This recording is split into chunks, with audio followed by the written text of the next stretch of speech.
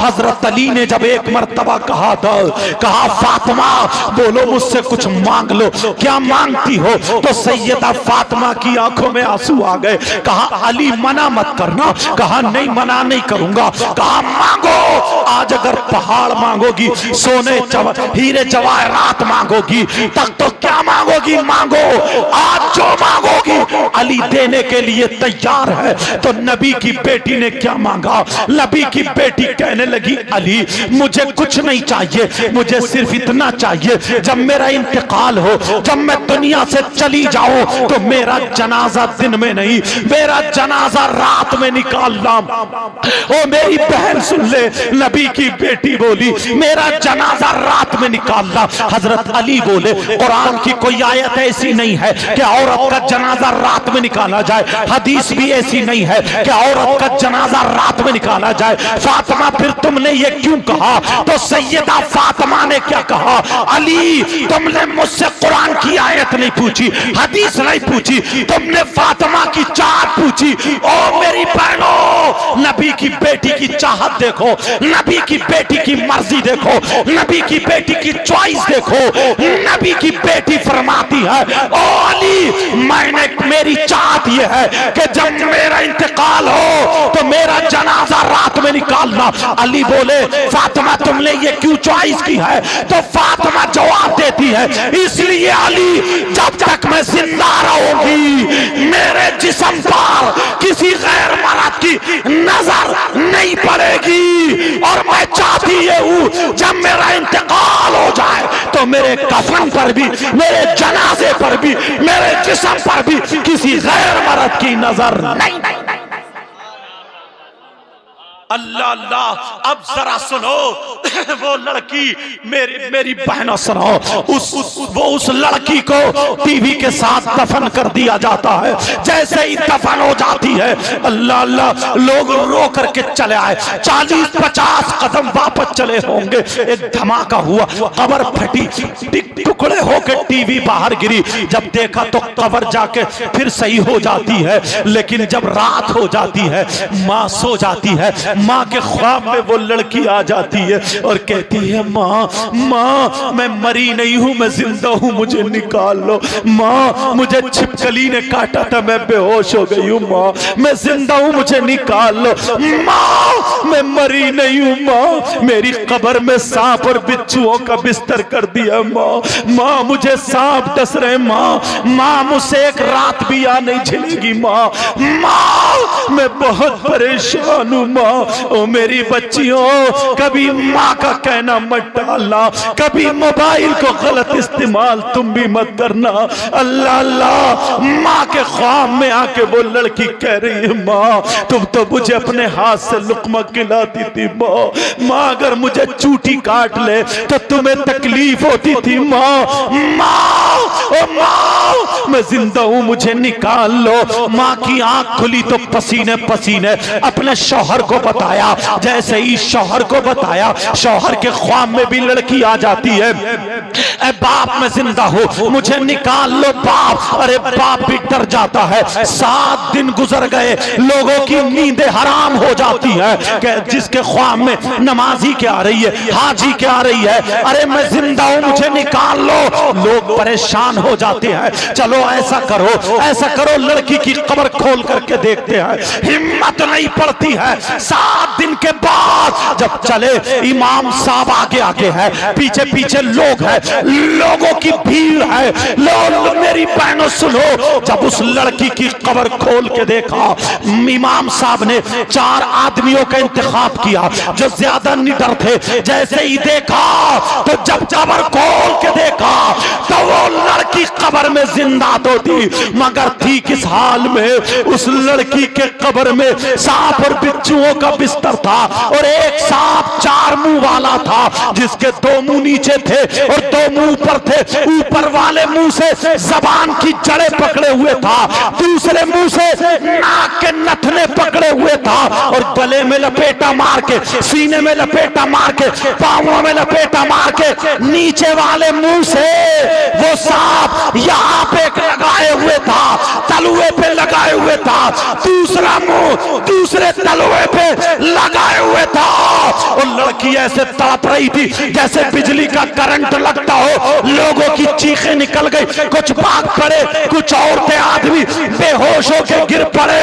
लेकिन यही इमाम, इसकी आंखों में आंसू तो आ गए, मगर जैसे ही आंखों में आंसू आए इसे नबी याद आ जाते हैं, क्योंकि इसने पढ़ा था अगर कहीं अल्लाह का अज़ाब नाजिल हो तो अजान पढ़ो, अगर कहीं तूफान आए तो अजान पढ़ो, कहीं बलाओं का नुज़ूल हो तो अजान पढ़ो, हवाएं तेज चले तो अजान पढ़ो, अगर जिन्नात आ जाए तो अजान पढ़ो, बलाएं मुसीबतें आफतें उतरे तो अजान पढ़ो, किसी मुसीबत भंवर में फंस जाए तो अजान पढ़ो। यही इमाम आगे बढ़ा और दिल में खुदा का डर बिठाए हुए, आंखों को बंद करके, कानों में उंगली लगा के अजान पढ़ता है पूरी ताकत से, अल्लाह अकबर अल्लाह अकबर। जब ला इलाहा इल्लल्लाह पे आता है और आंखें खोल के देखा तो कब्र का अजाब खत्म हो चुका था और लड़की कब्र के अंदर जिंदा। बुरा शख्स होगा, कितना खराब होगा, कितना खराब होगा जो अपनी मां पर गलत नजर डालता। मेरा इशारा समझ रहे? मर सकता है मगर अपनी मां के साथ गलत हरकत। अगर ऐसा शख्स मिल जाए तुम्हें तो बताओ उससे रिश्तेदारी करोगे? हाँ या ना बोलो, रिश्तेदारी करोगे? उससे दोस्ती करोगे? दस्तरख्वान पे खिलाओगे? कौन है वो? मुफ्तियान किराम बैठे, हदीस शरीफ बताता हूं। तुमने नाम सुना होगा सूद और ब्याज का। किसका नाम बोलो? सूद। आज लोग रुपये से रुपया कमाते हैं, हराम लुकमा खाते हैं, और कुछ लोग तो मोबाइल पे ही जुआ खेल रहे हैं, मोबाइल से पैसे जीत रहे हैं। सूद और ब्याज का तुमने नाम सुना होगा। सूद और ब्याज, अल्लाह मेरे नबी फरमाते हैं सूद और ब्याज का जो गुनाह है उस गुनाह के 70 हिस्से हैं। एक हदीस में 73 का भी जिक्र आया। 70 हिस्से हैं, 70 टुकड़े हैं। मिसाल के तौर पे जैसे ये फूल रखे ना, ये ऐसे ही सूद और ब्याज का जो गुनाह है उसके हिस्से रखो, टुकड़े रखो। सबसे बड़ा वाला इधर, फिर उससे छोटा, उससे छोटा, उससे छोटा, उससे छोटा, उससे छोटा, लास्ट में 70वां जो हिस्सा वो सबसे छोटा। अब नबी फरमाते हैं, आमना के लाल फरमाते हैं, इन तमाम हिस्सों में सबसे छोटा वाला हिस्सा जो है उसका गुनाह ऐसा है, उसका पाप ऐसा है जैसे सगे बेटे का मां के साथ जिना। अल्लाह मेरी तौबा। पहले हाथ उठाओ, सब लोग हाथ उठाओ, हाथ उठा के तौबा करो। बोलो आज के बाद कोई हराम का लुकमा खाएगा? बोलो, हाथ हिलाओ, बोलो नहीं, बोलो नहीं। अब रख लो हाथ। अल्लाह हम सब की तौबा को कबूल फरमा ले। नबी फरमाते हैं 3 लोग जन्नत में नहीं जा सकते। नंबर 1 माँ बाप का नाफरमान, यहीं से चला था ना। और नंबर 2 वद्दयूस, दयूस जन्नत में नहीं जा सकता। इन 2 पर अभी बोला हूं। नंबर 3 वरजुलतुन निसा, वो मर्द जो औरतों की वज़ाक़ता बनाए हुए। मतलब लड़का है गले में चैन पहने पड़ा, लड़का है कान में कुंडल पहने पड़ा, लड़का है नाक में नथुनिया पहने पड़ा, लड़का है गले हाथ में चूड़ी और कड़ा पहने पड़ा, लड़का है उसमें बाल में कंगा लगाए पड़ा है। देखो ना, बाज लड़के के बाल ऐसे जैसे कि गधा चढ़ गया, जैसे कि गधा चढ़ गया। और वो लड़कियां जो मर्दों की वज़ाक़ता बनाए हुए हैं, जो लड़कों की वज़ाक़ता बनाए हुए हैं, जो लड़कों जैसा पहनावा पहनती है, लड़की है और जींस की पैंट पहनती है, लड़की है टॉप पहने हुए घूमती है। अब वो लड़के जो औरतों की वज़ाक़ता बनाए हुए हैं, वो लड़कियां जो मर्दों की वज़ाक़ता बनाए हुए हैं, ये भी जन्नत में नहीं जा सकते हैं प्यारे। ये 3 लोग ऐसे हैं जो जन्नत में नहीं जा सकते। अब दूसरी हदीस तुम्हें मैं बताए देता हूं ताकि पता चल जाए, अगर तुमने सही परवरिश की है, अपने बच्चों की सही तरबियत की है, तो मेरे नबी एक मौके पर इरशाद फरमाते हैं, अगर जिसकी 3 बेटियां हो और वो 3 बेटियों की सही परवरिश कर दे तो नबी फरमाते हैं वो जन्नत का हकदार है। बेटियों की वजह से जन्नत मिल रही है, लेकिन सही परवरिश कर दे तो एक सहाबी एक दरमियान से खड़े हुए थे और कहते हैं आका, अगर जिसकी 2 बेटियां हो तो नबी ने फरमाया अगर वो 2 की सही परवरिश कर दे तो वो भी जन्नत का हकदार है। अब मुझे बताओ 2 बेटियों की वजह से जन्नत मिली या नहीं मिली? क्यों? इसलिए कि सही परवरिश कर दे। तब नबी फरमाते हैं अगर जिसकी 2 बेटियां हो सही परवरिश कर दे तो वो भी जन्नत का हकदार है। एक सहाबी और एक कोने से खड़े हो जाते हैं और वो पूछते हैं, कहते हैं आका, अर्ज करते हैं, कहते हैं आका, अगर जिसके पास 3 बेटियां नहीं है, अगर जिसके पास 2 बेटियां नहीं है, अगर जिसके पास 1 बेटी हो, उसका क्या मामला है? तो नबी फरमाते हैं अगर जिसकी 1 बेटी हो और वो अगर उसकी सही परवरिश कर दे तो वो भी जन्नत का हकदार है। प्यारो, अब यही औलाद है, यही बेटियां हैं, यही बच्चियां हैं, अगर इनकी सही परवरिश करोगे तो ये जन्नत के हकदार तुम बन जाओगे। और अगर इनको आवारा छोड़ दोगे, इनको मोबाइल अगर दे दोगे, इनको आजाद कर दोगे, इनके पहनने ओढ़ने पर तवज्जो नहीं रखोगे, इनके चलने फिरने पर तवज्जो नहीं रखोगे, इनकी तरबियत सही नहीं होगी, तो फिर जन्नत का दरवाजा बंद हो जाएगा। तुम्हारे लिए जन्नत का दरवाजा बंद कर दिया जाएगा। अब तुम्हारे हाथ में है कि सही परवरिश करें या फिर आजाद छोड़ दे। अगर सही परवरिश करनी है तो तुम्हें इनके हाथों से मोबाइल लेना होगा। आप कहेंगे मोबाइल से परेशानी क्या है? अरे मैं पूछना चाहता हूं, जरा बताओ, जो लड़की यहां से निकल के कभी बाहर नहीं गई, लेकिन उसके पास बंबई का फैशन कहां से आया, उसके पास गोवा का कल्चर कहां से आया, उसके पास फिल्मों का ढंग कहां से आया, उसके पास पहनने ओढ़ने का ढंग वो फिल्मों जैसा कहां से आया? ये मोबाइल की देन है, मोबाइल की।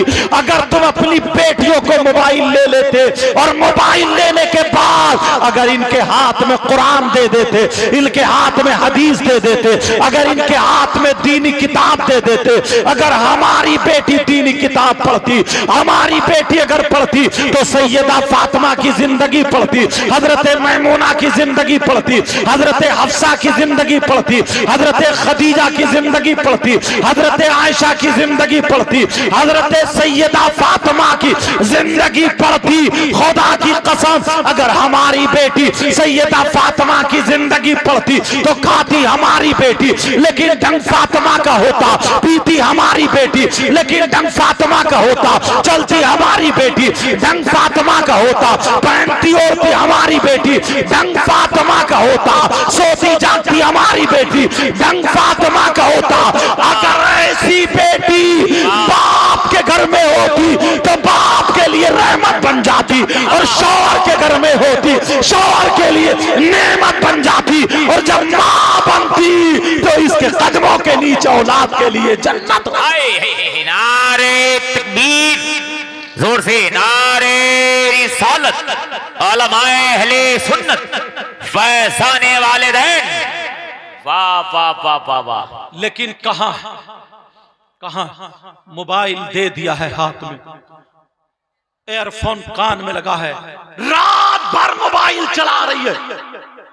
और ये कुछ लफंगे लड़के हैं ऐसे लफंगे लड़के जिन्हें न बाप का शऊर न मां का शऊर, जिन्हें न खाने पीने का शऊर न ढंग, बस मोबाइलों पे चैटिंग कर ली, ये समझ रहा यही जिंदगी है। जमाना तुम्हें पता नहीं है कहां आ गया, हालात कैसे आपको पता नहीं। आज पूरी दुनिया हम पे नजरें टेके हुए, आज हमारे बच्चों को बर्बाद कर दिया। यहूद और नसारा ये चाहते थे, गैर लोग ये चाहते थे इनके बच्चे अय्याशी में पड़ जाएं, इनकी बेटियां बच्चलन हो जाएं, इनकी बच्ची और बच्चे अपने जिस्म को दिखाने लगे। वो हालात हमारे घरों तक पहुंचा दिए हैं। आप देख लो, हालात तुम्हारे सामने हैं, नजरों से नजर उठा करके देखो। उर्से पाक में अगर जाओगे तो तुम्हें पता चल जाएगा, उर्से पाक में अगर जाओगे जहां पर डॉक्टरी फेल है, हिकमत फेल है, अगर दवा काम ना करे तो किसी अल्लाह वाले की चौखट पे चले जाओ, अल्लाह वाले की नजर करम हो जाए तो उस बेड़ा पार हो जाएगा।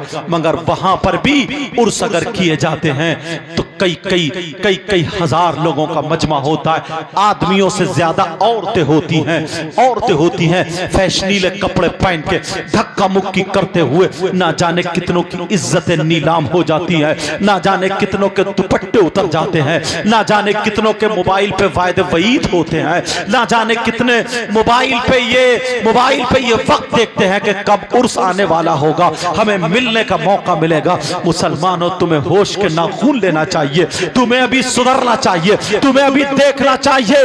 ओ मेरी बच्चियों, अगर अल्लाह का अजाब नाजिल हो गया या बच्चों तुम किसी पे अल्लाह का अजाब नाजिल हो गया तो कहीं के नहीं रह सकते। ऐसा नहीं है कि अल्लाह अजाब नहीं भेजता है। एक लड़की की तारीख तुम्हें बता दूं, भले ज़ईफ रिवायत है लेकिन बता इसलिए रहा हूं कि तुम्हें नसीहत हासिल हो जाए। नसीहत के लिए कहावत भी कही जा सकती है, लेकिन सुनो मैं आपको बता दूं, अल्लाह अल्लाह ये लाहौर की सरजमीन है। उस वक्त शुरू जब टीवी का दौर चला था, जब टीवी चली थी, उस वक्त जब बहुत कम लोगों में घरों में टीवियां थी, टीवी का नया दौर चला था। लाहौर की बराबर में एक बस्ती है, रिसाले में यह वाकया मैंने पढ़ा था। एक शख्स ऐसा है जिसकी इकलौती बेटी है, न बेटा है न कोई उसके अलावा बेटी है, सिर्फ एक ही बेटी है, मगर बेटी बड़ी खूबसूरत है, बेटी बड़ी प्यारी है, बेटी 5 वक्त की नमाज पढ़ती है। ओ मेरी बच्चियों सुन लेना, वो 5 वक्त की नमाज पढ़ने वाली, वो कुरान शरीफ पढ़ने वाली बच्ची है, मगर उसकी सहेली बिगड़ी हुई थी, उसकी सहेली गलत थी,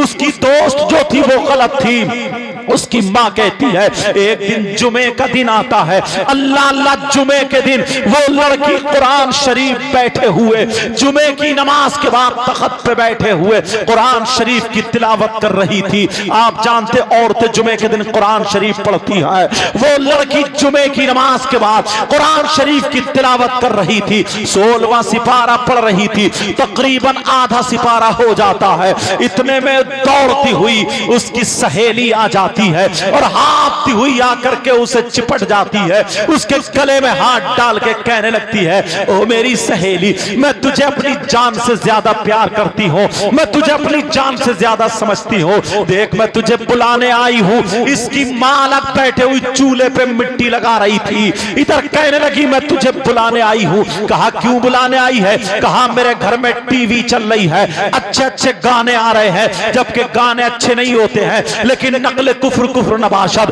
वो लड़की कहने लगी अच्छे गाने चल रहे हैं, चल दोनों साथ में गाने दे सुनेंगे, चल टीवी देखेंगे। ये लड़की कहने लगी मैं कैसे जाऊं, मेरा भी सिपारा पूरा नहीं हुआ है, मैं अभी कुरान शरीफ की तिलावत कर रही हूँ, मैं कुरान शरीफ पढ़ रही हूँ, मैं कुरान शरीफ छोड़ के नहीं जा सकती।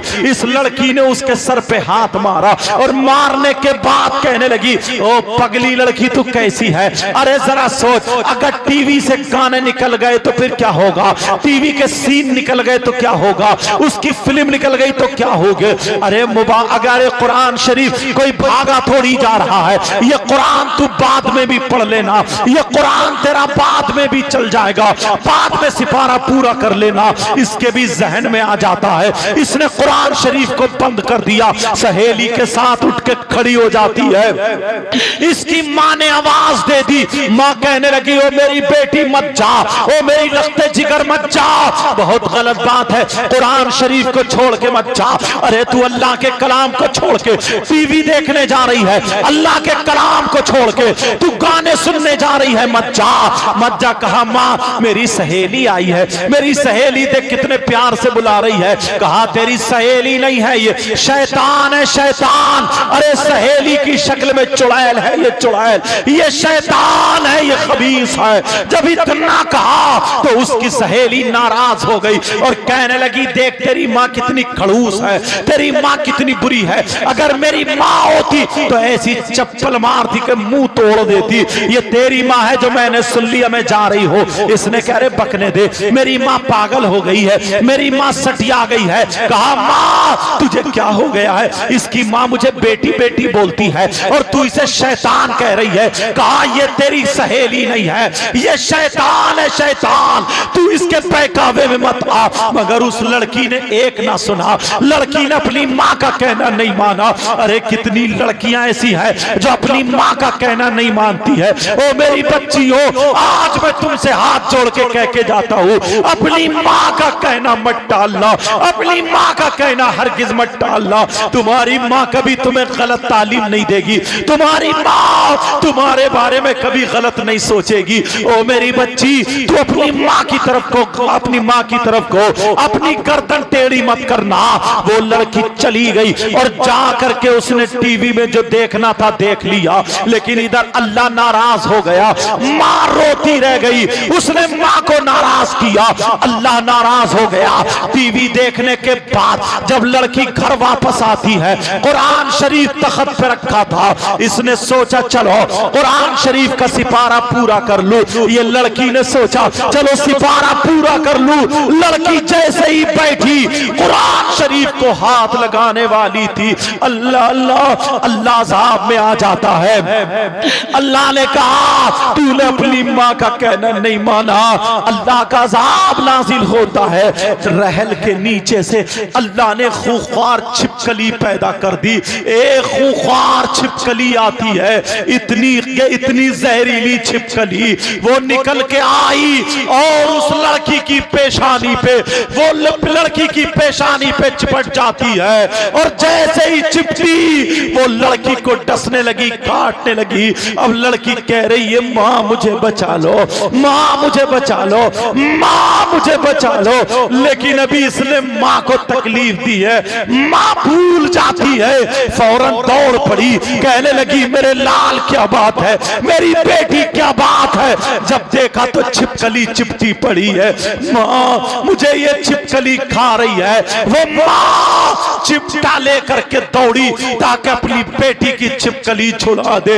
अरे छिपकली होती तो वो माँ छुड़ा देती, ये तो अल्लाह का अज़ाब था, छिपकली की शक्ल में अल्लाह का अज़ाब था। ओ मेरी बच्चियों अपनी माँ का कहना मत टालना, वरना अल्लाह नाराज हो जाएगा, और अल्लाह नाराज हो गया तो दुनिया बर्बाद हो सकती है, आखिरत बर्बाद हो सकती है।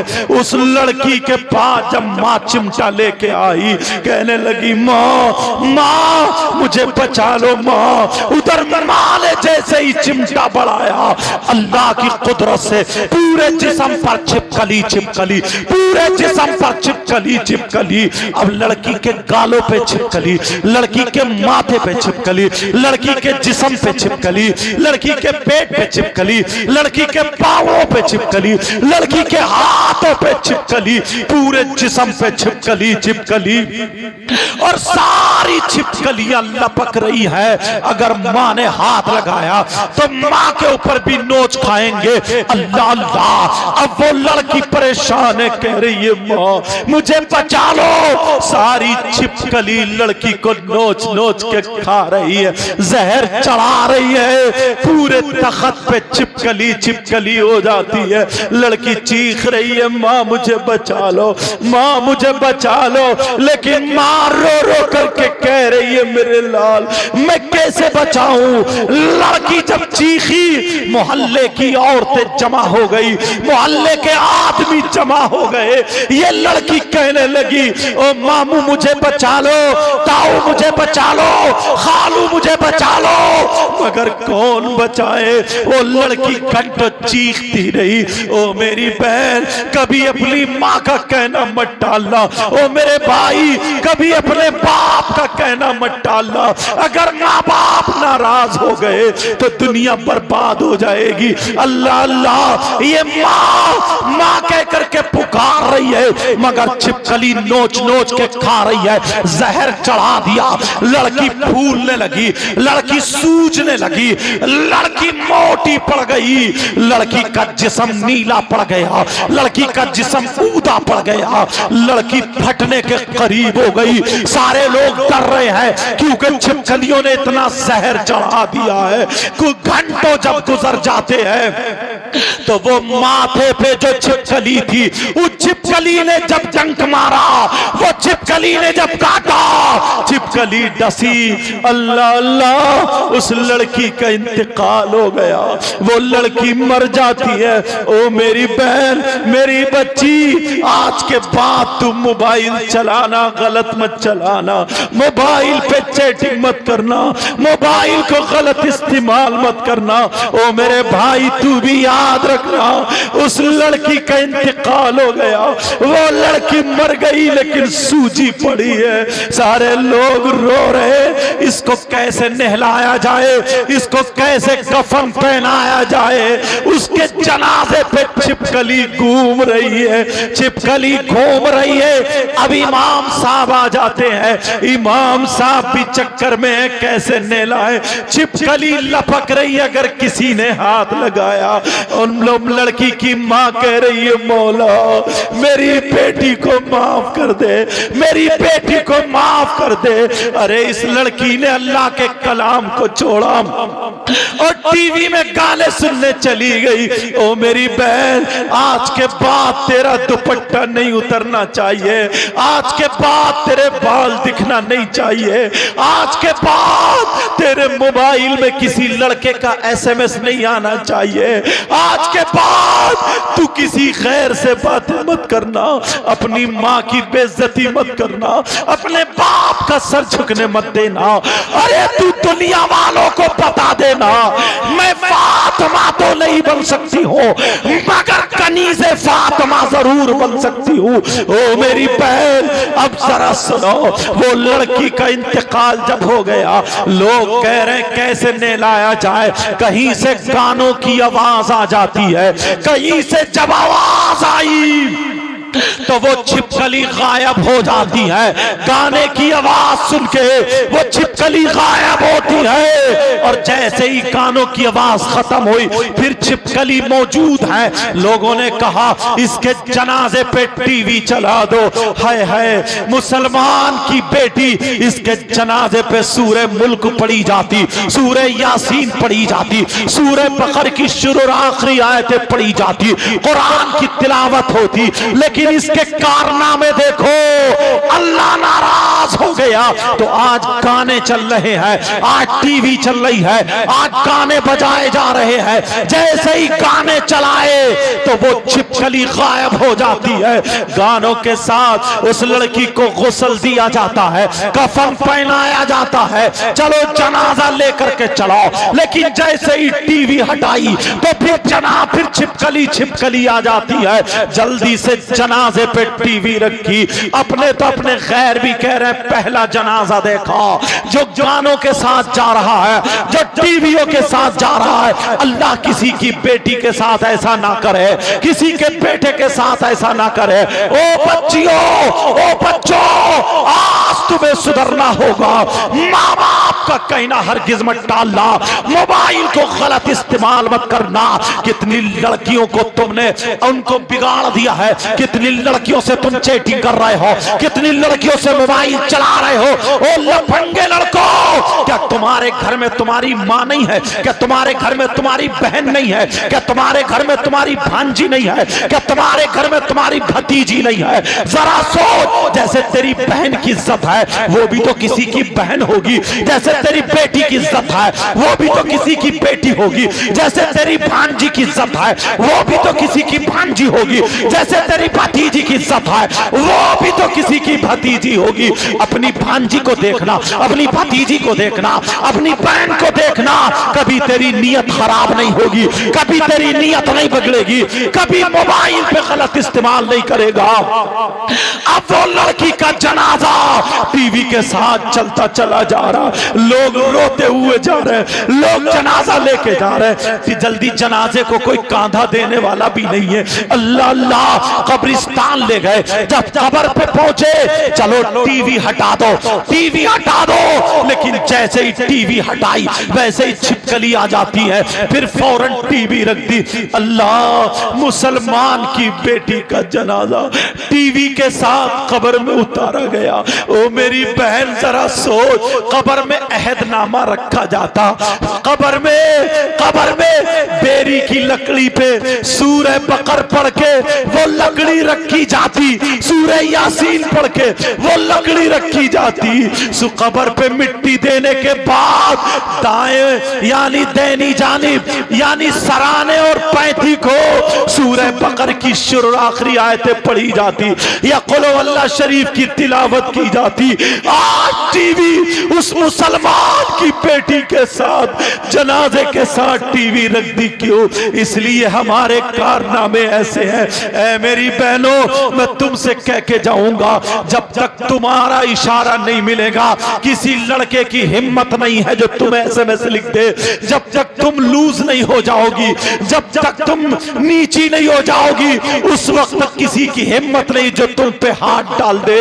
लेकिन मैं तुम्हें दर्श दे के जाता हूं, अगर तू इस्लाम की शहजादी है, आज के बाद अगर कोई लड़का तुझे ऐसे तैसे नजरों से देखे या तुझे इशारा करे या हाथ चलाए, चप्पल लेके खड़ी हो जाना और उससे कहना जाओ अपनी माँ पे हाथ डाल, अपनी बहन पे हाथ डाल, अपनी भांजी पे हाथ डाल। मगर अफसोस तो यही है, आज तेरे गले में दुपट्टा नहीं मिलता, आज तेरे सर पे दुपट्टा नहीं मिलता, आज तेरा गला यहाँ तक चिरा हुआ दिखाई देता है, आज तेरी आस्तीन यहाँ तक दिखाई देती है, आज तू लड़कों की तरफ भागती है, आज तू मुस्लिम तो मुस्लिम गैर मुस्लिम लड़कों से मोबाइल पे सेट हो गई है।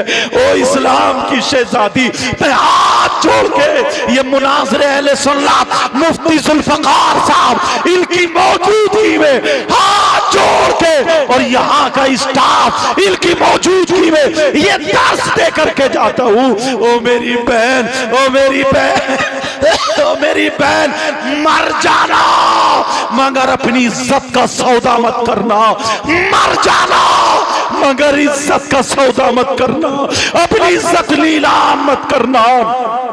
इसलिए मेरे नबी की बेटी फरमाती है, सैयदा फातिमा फरमाती है, सैयदों की दादी फरमाती है, क्या फरमाती है? औरत के पास सबसे ज्यादा कीमती चीज उसका सोना चांदी नहीं है, उसके रुपये पैसे नहीं है, हीरे जवाहरात नहीं है। औरत के पास सबसे ज्यादा कीमती चीज उसकी इज्जत है, शर्म हया गैरत है, उसका पर्दा है, पर्दा। हजरत